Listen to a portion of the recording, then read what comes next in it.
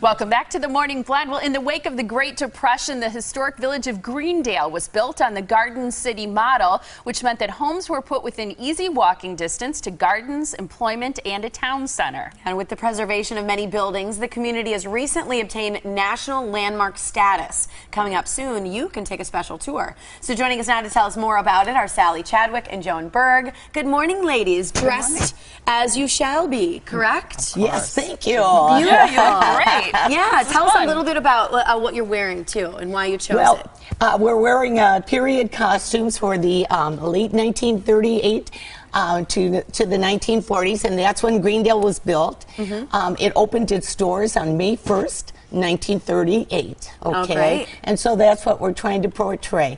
One of the rare things is that this tour is going to be able for the individual to see the homes. Okay? That's rare. We call these homes in the Greendale Center Greendale Originals. Yeah. Okay? Oh, I like that. Yes, isn't That's that a cute great. term? That's Yeah, really for neat. sure. And you know, some people who've studied history know that. Oh, and we're showing two little model examples there. Is that a typical structure of homes built during that time?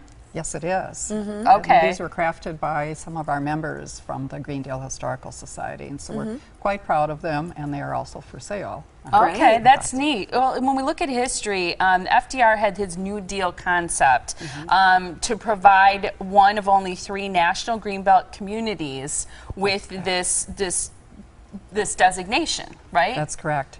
Greendale is the third. The first one was in Maryland, and the second one was in Ohio, and ours being the third. 2 more were also slated to be started, but unfortunately these were canceled due to political issues, and then World War II came into effect. So in essence there were going to be 9 initially, but we're left with 3, and we're very fortunate to be the third one of them. And to have it, right. Exactly. Well, and then Eleanor Roosevelt visited Greendale in the 30s. What was the result of that, and why were her diary comments so important?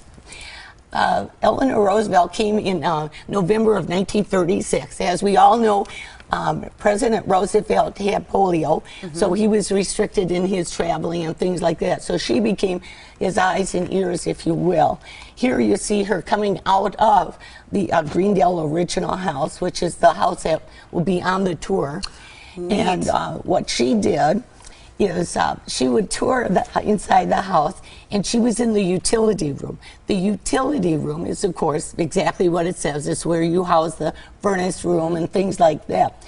She took one look at it, and she said she knew a man had built or had designed the house.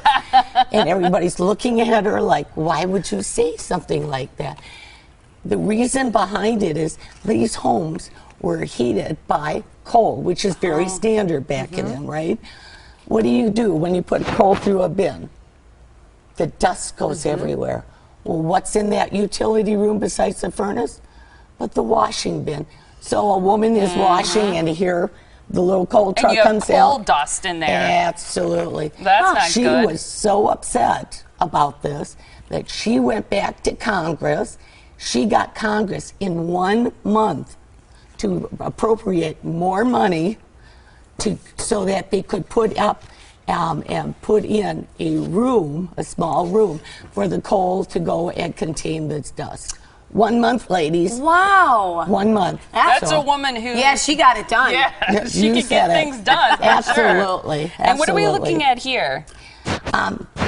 Greendale has always been one of the places that was built on the concept of trying to have for safe children. And they had areas and beautiful park areas and things for the children. Here's an example of a sand box that for the children. That's wonderful. It's cute. So Greendale's celebrating their 75th anniversary, and you getting the National Landmark status is really kind of getting a lot of buzz around the community. People can come out and take tours. Exactly, and that's why we're here today to feature our tour. It's going to be Saturday, September 7th, starting at 9 o'clock.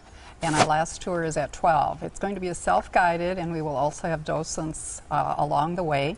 And if you look real close, we'll even have Alonzo Hauser and Albert Pete Albert Pete was the surveyor and generally laid out Greendale, so he might be just on our walk. So Wow. exciting. It's a great piece of history, and it's right here. The tower is beautiful.